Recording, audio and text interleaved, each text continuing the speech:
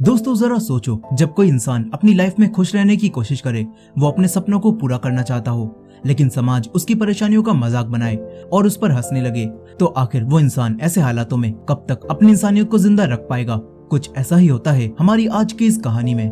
तो कहानी की शुरुआत होती है और हम आर्थर नाम के एक आदमी को देखते हैं जो कि जोकर का मेकअप लगाकर हंसने की प्रैक्टिस कर रहा होता है।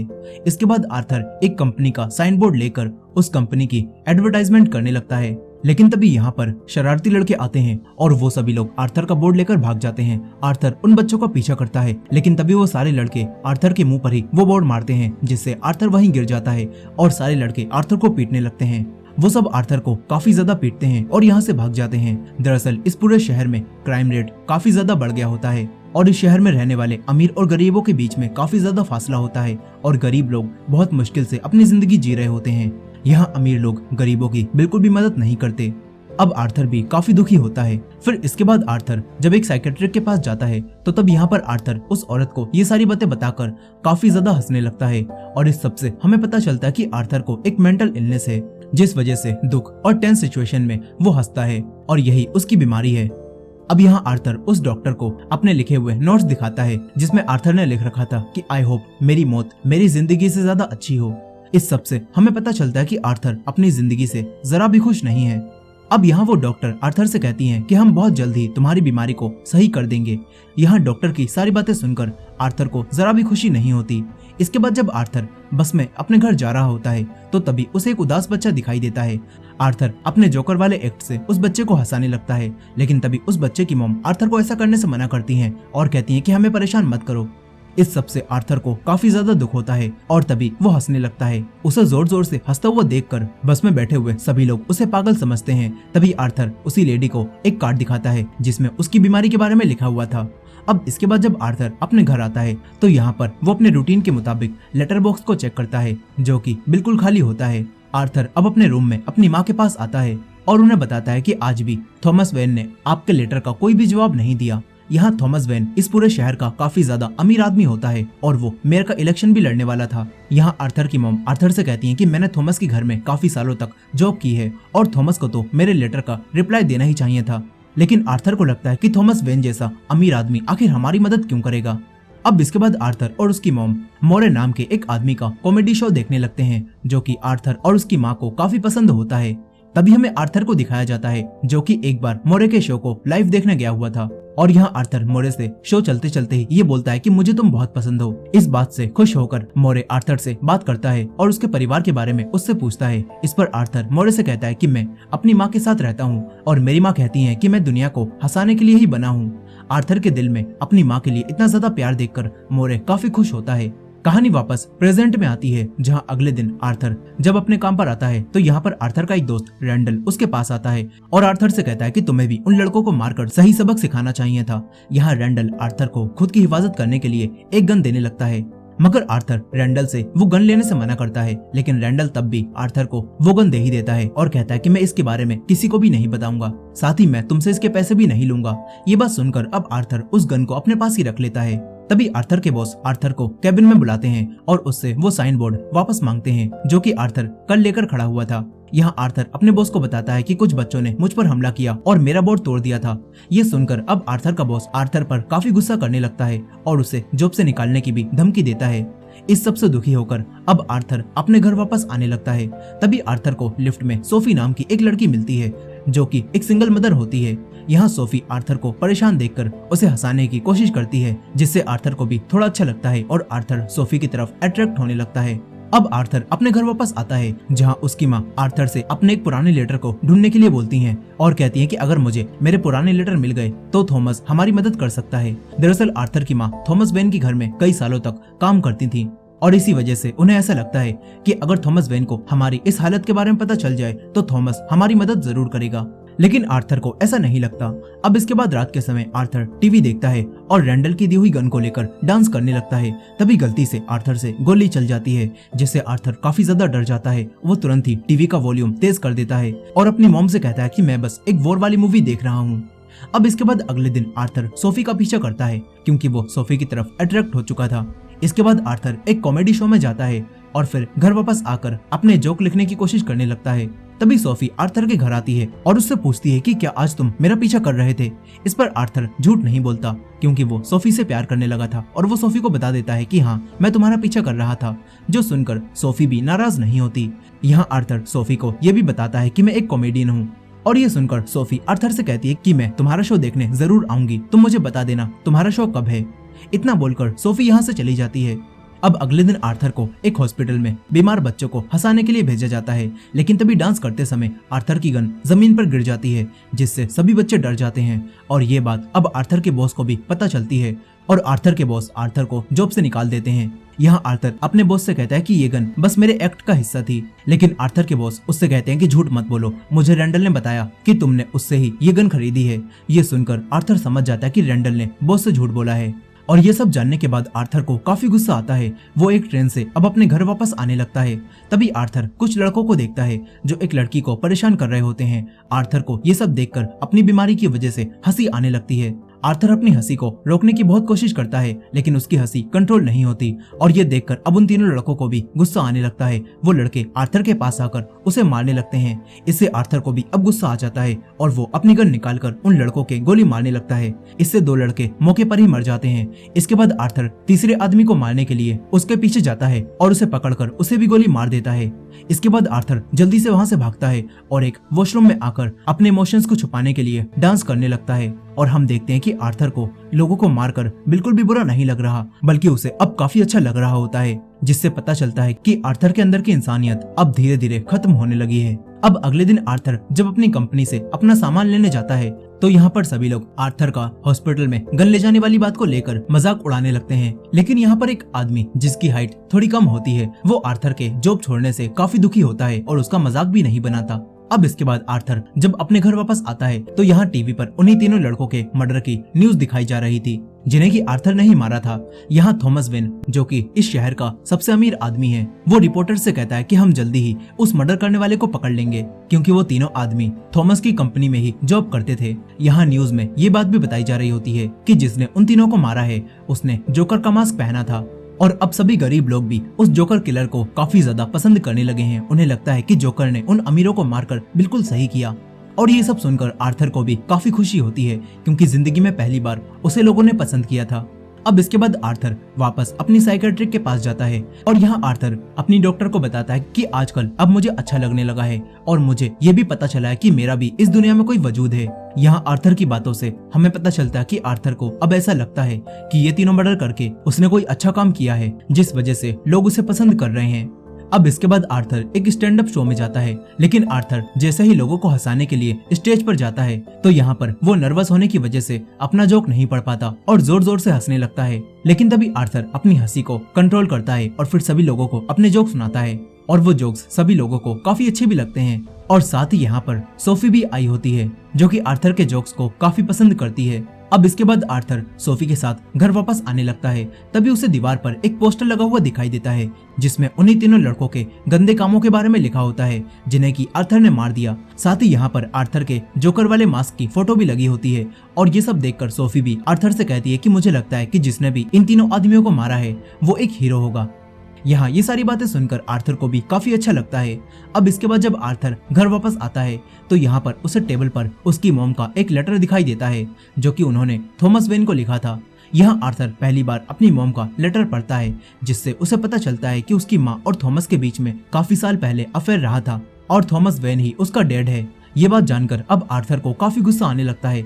आर्थर अपनी मॉम से इस सब के बारे में पूछता है। इस पर अब आर्थर की मॉम आर्थर को बता देती है कि हाँ, थॉमस वेन ही तुम्हारे डैड हैं और कई साल पहले हमने ये बात सबसे छुपाई थी, क्योंकि कोई भी हमारे रिश्ते को एक्सेप्ट नहीं करता। अब ये सारी बातें जानने के बाद अगले दिन आर्थर थॉमस वेन के घर जाता है, जहाँ उसे थॉमस का बेटा ब्रूस वेन दिखाई देता है। आर्थर ब्रूस को एक जोकर का एक्ट दिखाने लगता है और उसे हंसाने की कोशिश करता है। तभी यहाँ पर थॉमस का बटलर आ जाता है और आर्थर को यहाँ से भगाने लगता है। तभी आर्थर उस आदमी को अपनी माँ का नाम बताता है और कहता है कि उन्होंने यहाँ पर कई सालों तक काम किया था। ये सुनकर वो आदमी आर्थर की मॉम को पहचान जाता है। यहाँ आर्थर बटलर को ये भी बता देता है कि मैं जानता हूँ कि मेरी माँ और थॉमस के बीच में अफेयर रहा था और थॉमस ही मेरे पिता हैं। लेकिन ये बात सुनकर वो बटलर आर्थर से कहता है कि नहीं, तुम्हारी माँ पागल थी और थॉमस और उनके बीच में कोई भी अफेयर नहीं था और ना ही तुम थॉमस के बेटे हो। ये बात सुनकर आर्थर को काफी गुस्सा आता है और वो उस बटलर का गला दबाने लगता है। तभी आर्थर ब्रूस को देखता है और यहाँ से भाग जाता है। इसके बाद जब आर्थर अपने घर आता है तो तभी यहाँ वो देखता है कि उसकी माँ को हार्ट अटैक आया है और यहाँ उसकी माँ को हॉस्पिटल ले जाया जा रहा होता है। अब इसके बाद जब आर्थर हॉस्पिटल के बाहर बैठा होता है तो तभी यहाँ पर 2 डिटेक्टिव आर्थर के पास आते हैं। यहाँ वो डिटेक्टिव आर्थर से बच्चों के हॉस्पिटल में गन ले जाने के बारे में पूछते हैं और इन दोनों डिटेक्टिव को आर्थर पर शक हो गया होता है कि आर्थर ने ही उन्हीं तीनों आदमियों को मारा है। लेकिन यहाँ आर्थर इन दोनों से कहता है कि मैं वो गन हॉस्पिटल में इसीलिए लेकर गया था क्योंकि वो सब मेरे एक्ट का हिस्सा था। इतना बोलकर आर्थर अपनी माँ के पास आ जाता है। तभी यहाँ पर आर्थर टीवी में मुरे का शो देखता है जिसमें मुरे आर्थर के शो का मजाक बना रहा था और ये देखकर आर्थर को अब काफी गुस्सा आने लगता है। इसके बाद जब आर्थर अपने घर आकर न्यूज देखता है तो तब उसे पता चलता है कि अब काफी सारे लोग उसी की तरह जोकर का मास्क पहनकर थॉमस और उसकी सरकार और अमीरों के खिलाफ आंदोलन करने लगे हैं। यहाँ अब आर्थर भी इस आंदोलन में आता है और किसी तरह से पुलिस से बचता हुआ थॉमस के पास आ जाता है। यहाँ थॉमस अपने कुछ लोगों के साथ बैठकर कॉमेडी शो देख रहा था। इसके बाद जब थॉमस वॉशरूम में जाता है तो तभी आर्थर भी वॉशरूम में आ जाता है और यहाँ आर्थर थॉमस को बताता है कि मेरा नाम आर्थर है और मैं ही कल तुम्हारे घर आया था। साथ ही यहाँ पर आर्थर थॉमस को अपनी माँ का नाम भी बताता है और कहता है कि मुझे मेरी माँ ने आपके और उनके अफेयर के बारे में सब बता दिया है और मुझे पता चल चुका है कि आप ही मेरे डैड हो। लेकिन ये सुनकर थॉमस आर्थर से कहता है कि तुम्हारी माँ तुमसे झूठ बोल रही है और वो तुम्हारी बायोलॉजिकल माँ नहीं है बल्कि उन्होंने तो तुम्हें अडॉप्ट किया था। साथ ही थॉमस आर्थर को बताता है कि जब तुम्हारी माँ मेरे पास काम करती थी तो तब उन्हें पुलिस ने अरेस्ट कर लिया था। यहाँ आर्थर को थॉमस की ये सारी बातें झूठ लगती हैं और आर्थर को गुस्सा भी आता है जिस वजह से वो दोबारा हंसने लगता है। इससे अब थॉमस को गुस्सा आता है और वो आर्थर की नाक पर एक पंच मारता है और यहाँ से चला जाता है। यहाँ आर्थर की नाक से खून निकलने लगता है।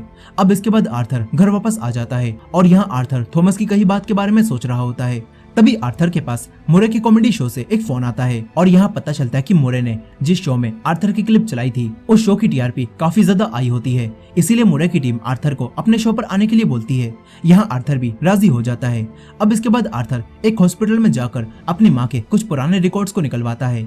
यहाँ एक वर्कर आर्थर को उसकी माँ की एक मेडिकल रिपोर्ट पढ़कर सुनाता है जिसमें लिखा होता है कि आर्थर की माँ की दिमागी हालत ठीक नहीं थी और उन्होंने आर्थर को अडॉप्ट किया था और वो अपने एक बॉयफ्रेंड के साथ रहती थी जो कि आर्थर को काफी ज्यादा अब्यूज करता था। यहाँ ये सब सुनकर आर्थर उस वर्कर से रिपोर्ट छीन लेता है और यहाँ से भागने लगता है। तभी आर्थर एक जगह पर रुककर खुद उस रिपोर्ट को पढ़ता है जिससे उसे पता चलता है कि उसकी मॉम की भी मेंटल कंडीशन काफी ज्यादा खराब थी और साथ ही आर्थर को ये भी पता चलता है कि उसकी माँ ने उसे अडॉप्ट किया था। और ये रिपोर्ट पढ़कर आर्थर समझ जाता है कि उसकी माँ ने उससे झूठ बोला था कि थॉमस उसके डैड हैं। साथ ही इस रिपोर्ट में ये भी लिखा होता है कि आर्थर की माँ ने आर्थर के साथ बचपन में काफी बुरा बिहेव भी किया था और एक बार पुलिस को आर्थर घर में बंधा हुआ मिला था। यहाँ अब ये सब जानने के बाद काफी ज्यादा गुस्सा आता है। इसके बाद आर्थर सोफी के घर में आकर बैठ जाता है, लेकिन यहाँ पर सोफी जब उसे देखती है तो वो काफी डर जाती है और उसे ठीक से पहचान भी नहीं पाती। यहाँ सोफी आर्थर से कहती है कि तुम शायद किसी गलत घर में आ गए हो। अब तभी हमें पता चलता है कि असल में सोफी आर्थर से लिफ्ट के अलावा कहीं और नहीं मिली थी और जब भी आर्थर को सोफी बाहर या फिर अपने साथ दिखी थी तो वो सब बस आर्थर की इमेजिनेशन थी जिसे आर्थर ने सच समझ लिया था। जिस सबसे पता चलता है कि आर्थर की मेंटल कंडीशन अब और भी ज्यादा खराब हो चुकी है। अब इसके बाद आर्थर अपने घर में आता है और काफी हंसता है। इसके बाद अगले दिन आर्थर हॉस्पिटल में अपनी माँ के पास जाता है और अब आर्थर को अपनी माँ पर काफी ज्यादा गुस्सा आ रहा होता है, इसीलिए वो उनका मुंह दबाकर उन्हें मार देता है। इसके बाद आर्थर अपने घर आता है और मुरे के शो में जाकर लोगों को हंसाने की प्रैक्टिस करने लगता है और कुछ जोक्स भी लिखता है। साथ ही वो गन से खुद को मारने के एक्ट की प्रैक्टिस भी करता है।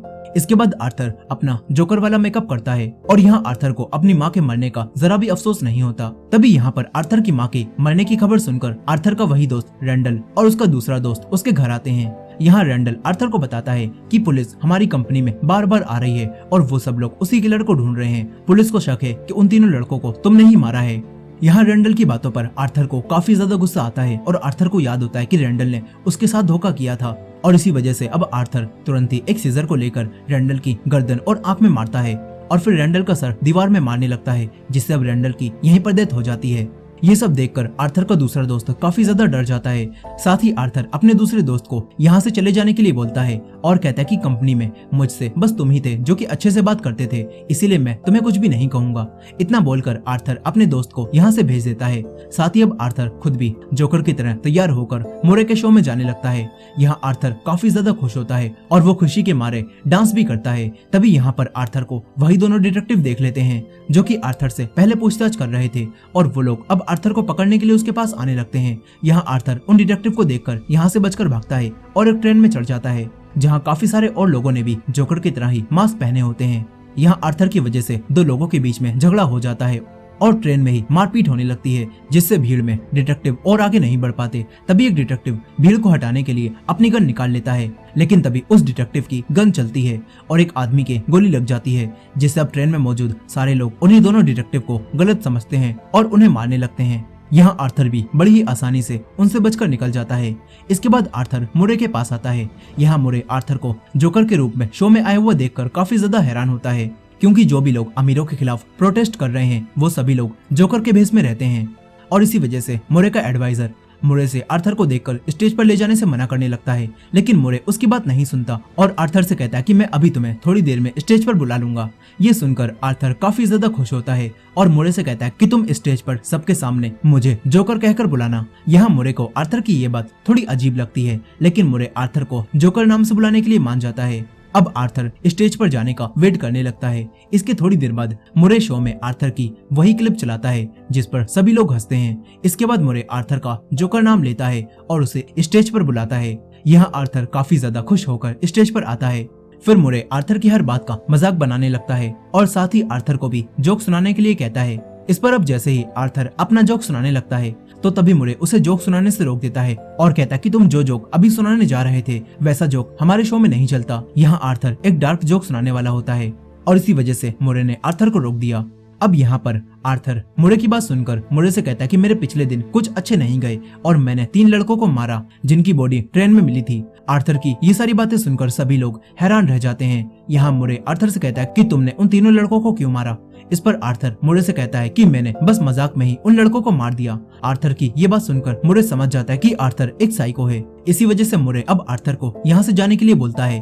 तभी आर्थर मुरे से कहता है कि तुम भी तो बिल्कुल मेरे ही तरह हो, तुम भी बस मजाक के लिए ही हर किसी को अपने शो पर बुलाते हो और उसकी इंसल्ट करते हो, जैसे कि आज तुमने मेरी की। इतना बोलकर अब आर्थर मुरे के गोली मार देता है, जिससे मुरे यहीं पर मर जाता है। यहाँ ये देखकर सभी लोग भाग जाते हैं। यहीं आर्थर मुरे को मारने के बाद डांस करने लगता है। फिर मुरे के मरने की खबर हर तरफ फैल जाती है, जिससे अब आर्थर को सही समझने वाले लोग भी दोबारा से आंदोलन शुरू कर देते हैं। यहीं हमें आर्थर को दिखाया जाता है जिसे कि पुलिस ने पकड़ लिया था और पुलिस उसे अपने साथ ले जा रही होती है, लेकिन तभी वही सब लोग जो कि आर्थर को सही मान रहे हैं वो लोग पुलिस की कार पर हमला कर देते हैं और उनका एक्सीडेंट कर देते हैं। इस सब में आर्थर को भी काफी ज्यादा चोट लग जाती है। इसके बाद जोकर का मास्क पहने 2 लोग आर्थर को कार से बाहर निकालते हैं और आर्थर को होश में लाने लगते हैं।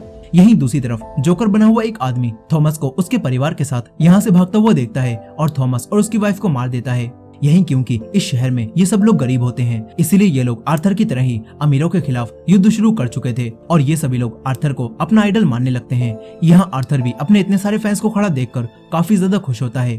फिर इसके कुछ समय बाद हम आर्थर को एक मेंटल हॉस्पिटल में देखते हैं, जहाँ आर्थर एक दूसरी डॉक्टर के सामने बैठा होता है। यहाँ आर्थर अपने मन में एक जोक सोचकर हंसता है। इस पर वो डॉक्टर आर्थर से पूछती हैं कि आखिर तुम क्यों हंस रहे हो। आर्थर उन्हें बताता है कि मेरे दिमाग में अभी बस एक जोक आया। ये सुनकर डॉक्टर आर्थर से वो जोक सुनाने के लिए कहती हैं, लेकिन आर्थर उनसे कहता है कि आप वो जोक नहीं समझोगी। इसके बाद आर्थर उस रूम से बाहर निकल आता है और हम देखते हैं कि जहाँ जहाँ भी वो कदम रखता है तो वहाँ पर खून के निशान बन जाते हैं, जिसका मतलब है कि आर्थर ने उस डॉक्टर को भी मार दिया। और इसी के साथ ये कहानी यहीं पर खत्म हो जाती है। दोस्तों, ये थी इस मूवी की फुल स्टोरी। आई होप कि आपको ये स्टोरी पसंद आई होगी। वीडियो पसंद आई हो तो वीडियो को लाइक करना मत भूलेगा और हमारे चैनल पर नए हैं तो हमारे इस चैनल को भी सब्सक्राइब करके बेल नोटिफिकेशन को ऑन कर लीजिएगा। मिलते हैं नेक्स्ट वीडियो में।